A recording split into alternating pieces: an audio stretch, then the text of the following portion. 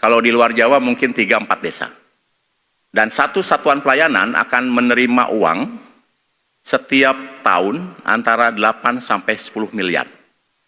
Dan 85%-nya digunakan untuk membeli bahan baku, dan 95% bahan baku itu bersumber dari produk pertanian.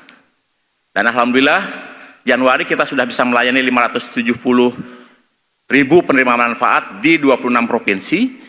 Kemudian di Februari kita sudah melakukan di 726 satuan pelayanan pemenuhan gizi, mencakup 2,2 juta penerima manfaat di 38 provinsi. Dan bulan Maret, ini sampai menjelang Lebaran kemarin, sudah di 1.009 satuan pelayanan pemenuhan gizi dengan 3 juta penerima manfaat. Jadi tadi kalau ada data dari Kementerian Keuangan 2,6 karena ada anggaran yang baru akan dicairkan setelah Lebaran ini karena kemarin KPPN-nya keburu tutup. Kemudian insya Allah April ini kita akan mencapai 1.533 satuan pelayanan pemenuhan gizi yang mencakup 4,59 penerima manfaat. Agustus akan bulan Mei itu akan kita capai per stage untuk maksimum di 1.994 satuan pelayanan dan akan bertahan sampai Juli. Nah, kenapa sampai bertahan sampai Juli? Karena program ini ada 3 faktor yang menentukan. Yang pertama adalah anggaran, yang kedua adalah SDM, yang ketiga adalah infrastruktur. Anggaran ini kelihatannya sudah dijamin oleh Pak Presiden, berapapun yang Badan Gizi butuhkan akan disiapkan. Dan tahun ini sudah menerima 71 triliun, dan Pak Presiden sudah ancang-ancang menyiapkan tambahan 100 triliun. Jadi anggaran bukan isu.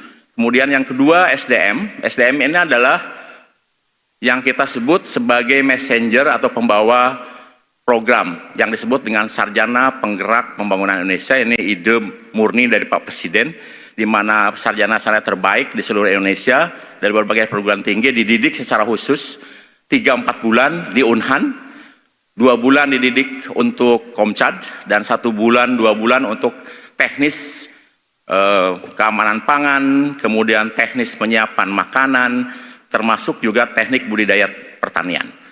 Dan alhamdulillah sampai sekarang sudah dididik 2 batch, yaitu masing-masing 1.000, dan sudah 2.000 yang kita hasilkan, sudah ada 2 di lapangan di seluruh Indonesia, di 38 provinsi, ada 6 orang yang mengundurkan diri.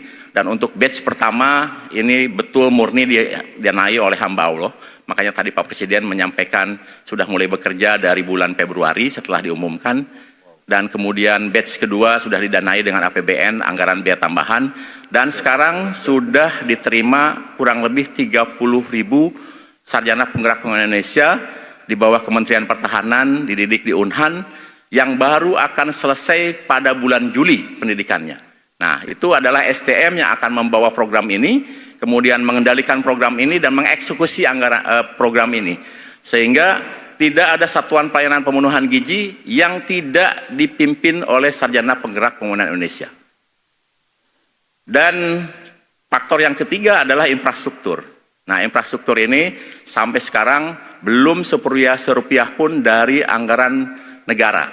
Jadi kalau sudah ada yang 1.009 sampai sekarang dan April ini akan mencapai 1.533, itu murni dari kemitraan dan 100% dari UMKM. Jadi banyak restoran-restoran Pak Presiden, catering-catering yang di daerah di Halmahera Barat sana,